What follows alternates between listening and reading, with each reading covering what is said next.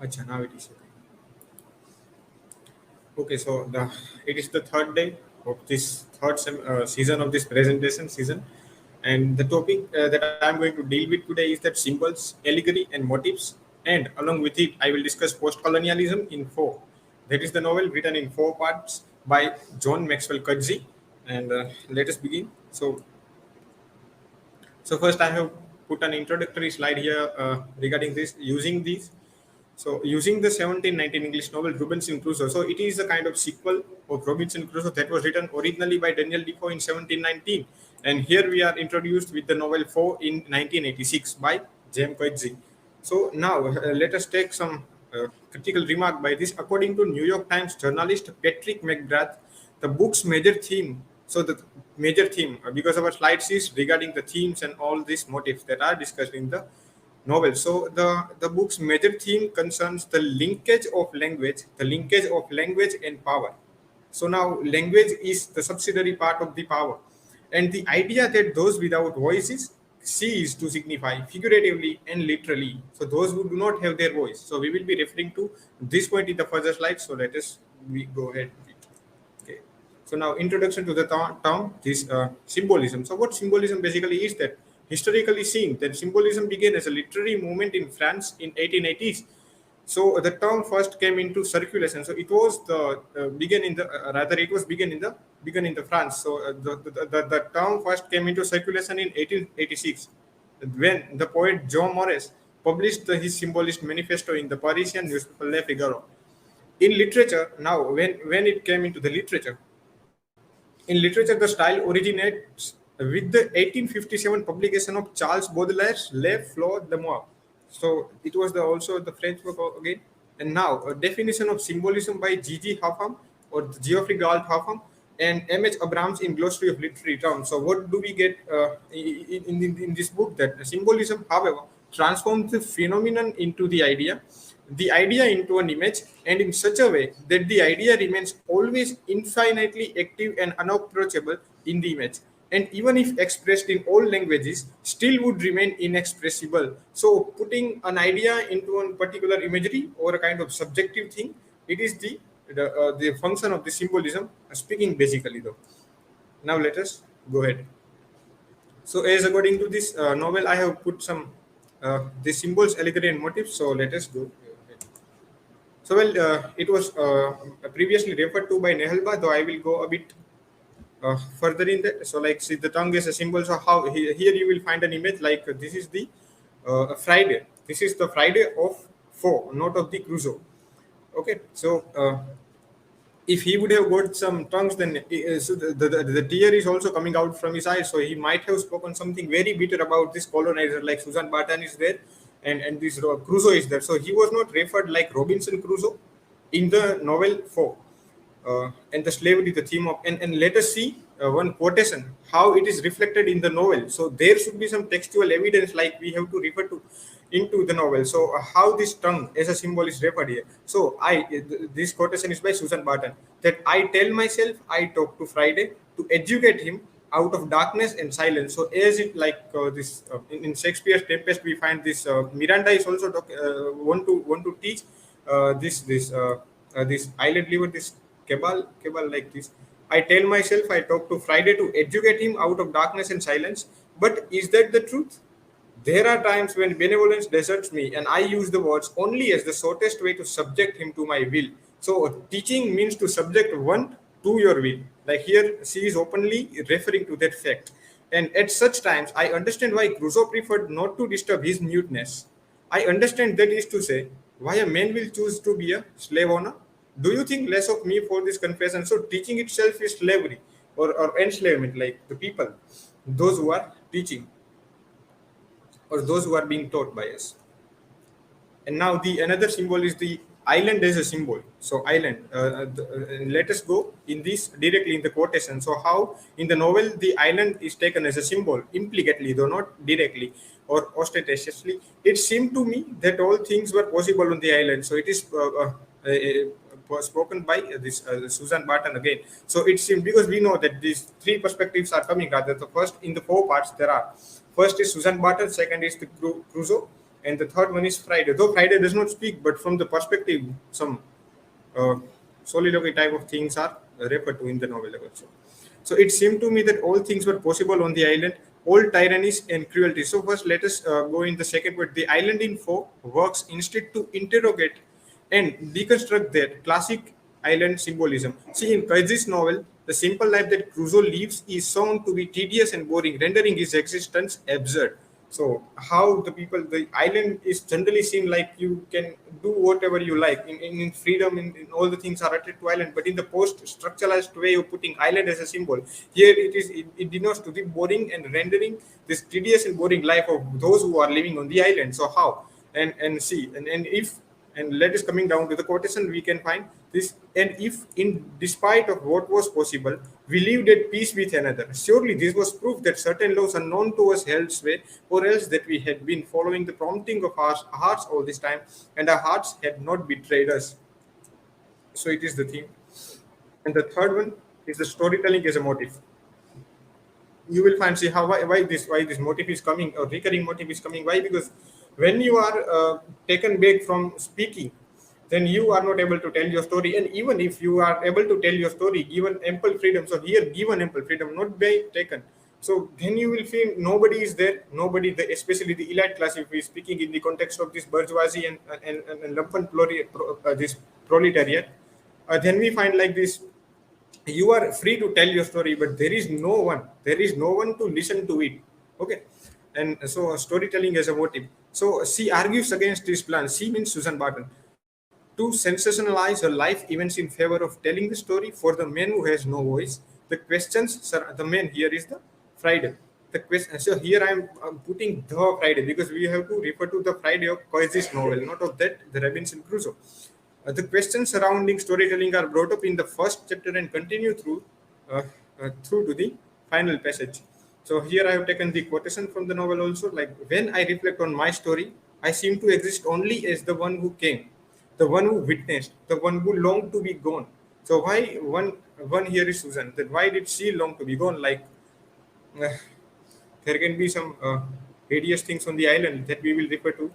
Okay, so a being without substance, a ghost beside. So here is the existential reference coming here in the novel. Like, a being without substance, it means that there is no meaning at all in one's being here on the planet, in one's existence. A ghost beside the true body of Crusoe.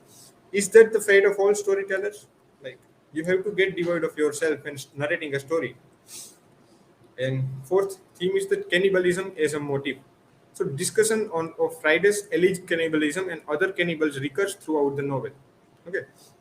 So now the idea of cannibalism works as a motive in the novel to show the fearful mindset of the white colonizer toward a person of African origin. So it is the simple thing that you colonize somebody and you will have to live in constant fear whether these people revolt in morning, and we have to leave this country, the colonized country, at the evening. So just metaphorical speaking like that. And that is why perhaps this Winston Churchill was a bit afraid of him, Gandhi, and he called him the naked fakir of India. And so many metaphors or these allusions were given to him and many other freedom fighters by the colonizers that were Britishers on India before we got freedom. So the idea, or rather this Susan's irrational fear. So why sometimes it is irrational fear? Because the fear that comes from this subjugation of people will live further in your mind, being it an irrational or the rational one. So reflects the broader fears of a colonial slaver society. So it is not so if you are occupying somebody, then you will have to live in a constant fear. So you cannot be free like, oh, we have occupied them, now we are free, or we are free to rule ourselves on them now.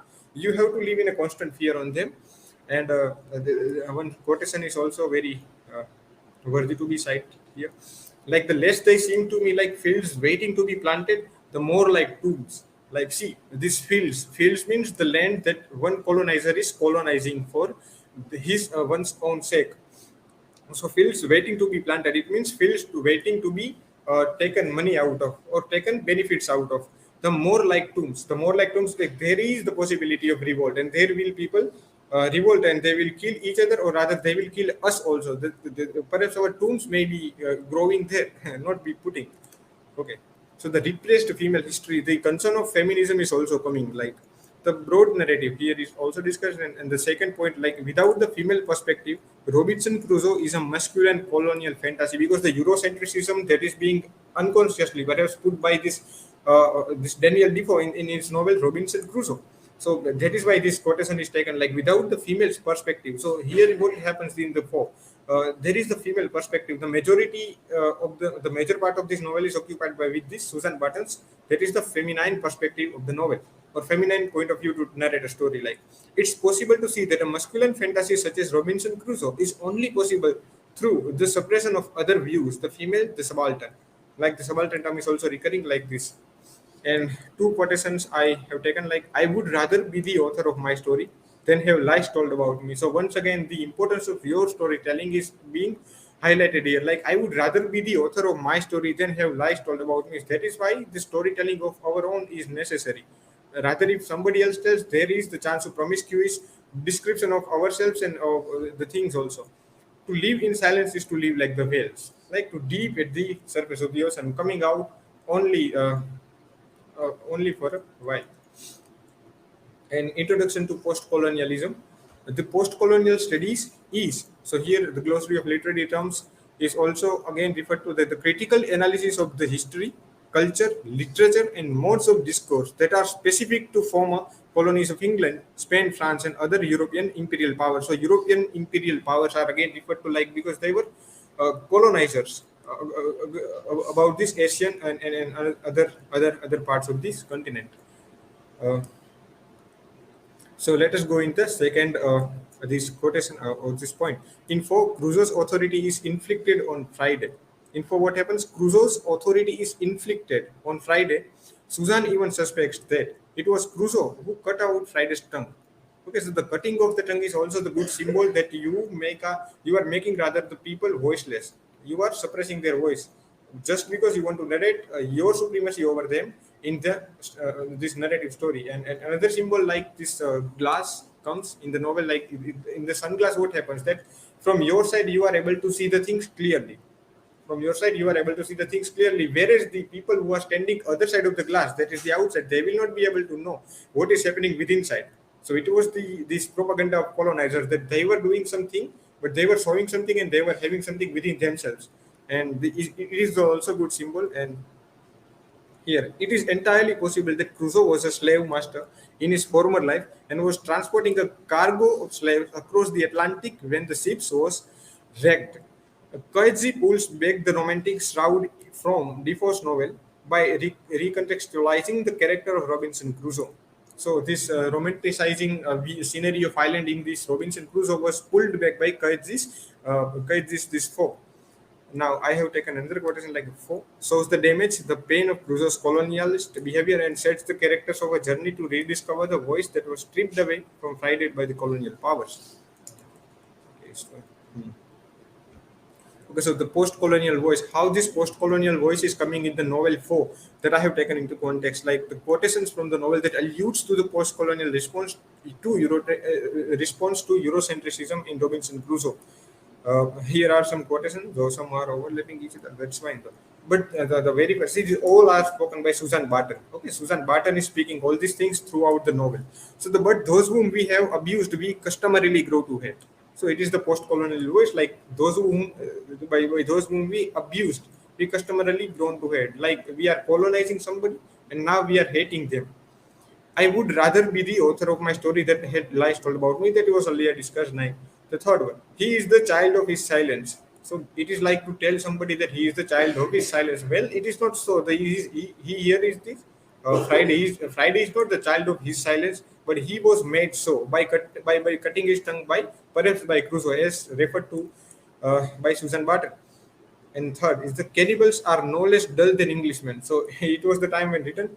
The cannibals are no less dull than Englishmen. So this simply the comparison is happening between cannibals and Englishmen, because here we have to see, because cannibals are generally deemed as a very inferior by Englishmen, but here this comparison comes like cannibals are no less dull than Englishmen. It means that at some point Englishmen are also fallacious and dull as compared to these cannibals who are living on the island, like the Friday here we say.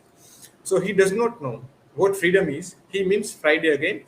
Friday does not know what freedom is. Freedom is a word, less than a word, a noise, one of the multitude of noises I make when I open my mouth.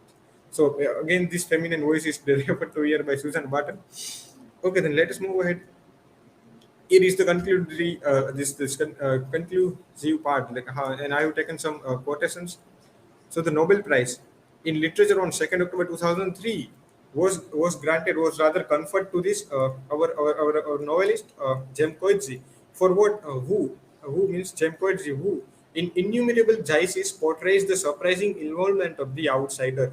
So he becomes the voice of subaltern. The post-colonial voice is also narrated in all his novels, and here Louis MacLeod in Do We Necessity. Here is the name of his work. Louis MacLeod has something significant to say, do we necessity become puppets in a story? And another thing comes like Susan Psyche. So from the novel, she wants to narrate the world and ends up as somebody else's forced character. So she wants to tell her story, but she ends up being a character of this Robinson Crusoe's novel, or rather forced novel by Coetzee. Nadine Gordimer, in his preface to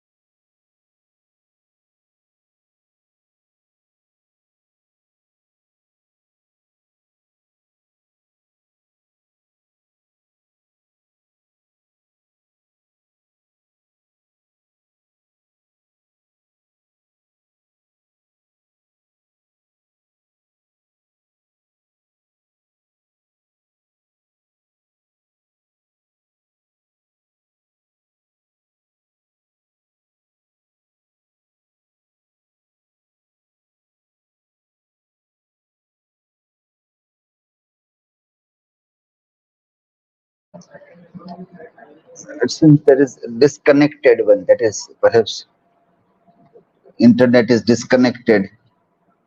In that.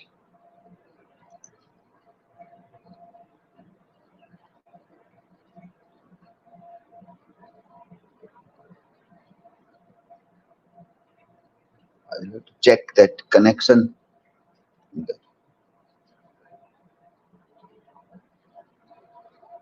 Yes, so by that time, the other students can put their questions there. Okay.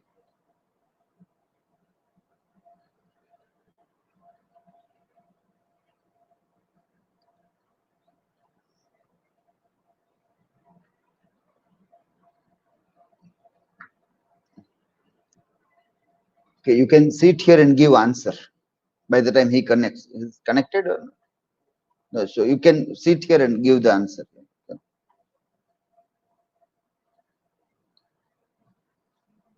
Yes, first is Nidhi.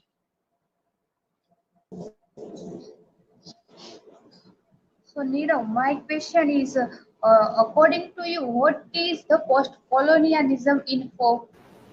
see the very first thing that the post-colonial views that I have taken some here in the novel, like there were some quotations in that, and the whole or the major part of my slides were there on the post-colonialism, like as this Gardiner said in this last previous critical assertion, like his voice was post-colonial, and many critics were thinking of whether we can refer to him as being the post-colonial identity, or rather the voice that represents the post-colonialism in his novels or not. So it was still the question, but we find ample references that he is the representative of this post-colonialism there. Thank you.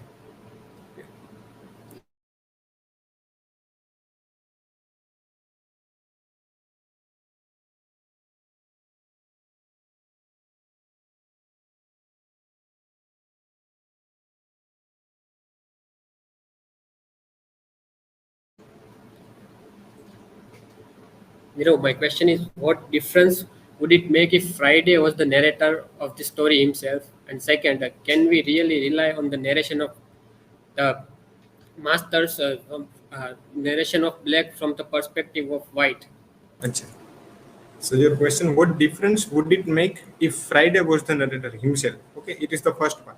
Can we rely on the narration of black slave from the perspective of white master. Yeah, the very good question is asked, because here the first part, if you want to answer, like, what difference would it make if Friday was the narrator himself? So he will generally tell about his sufferings. The Friday being a Friday of the colonized. Okay, so he will narrate the sufferings that were afflicted upon him by these colonizer people. The Susan Barton is there here representatively, and this Robinson Crusoe himself. So he will narrate his pain in words of him, if he is given the pen and words to speak and write. It is, and the coming down to the second part, like, can we rely on the narration of black slave from the perspective? Well, we have to look with critical aspect, and that is why these cultural studies are there, to read absence over the presence. So we have to rely, but with ample criticism, like why this type of, like, the things are narrated. And another novel like this, I forgot the name, but in this Jane Austen's novel, that reference comes that there is a field a person is having, and the person is having ample amount of this plantation in that. So it was again the Jamaica was referred there. Jamaica, perhaps, like this colonized country or the island. So here then we can say, okay, this landlord who was an Englishman, he is rich, but now on whose cost he is rich? On the slave's cost he is rich. So the narration we have to consider in a better way with the ample criticism. We have to be criticizing on each and every line on that. So we can this not wholly but just partly rely on this narration of black people given by these white colonizers, because the Eurocentrism is also there in this Robinson Crusoe. That is why perhaps the Jane Coetzee thought to write this narrate this for again. Thank you. Other questions? Thank you.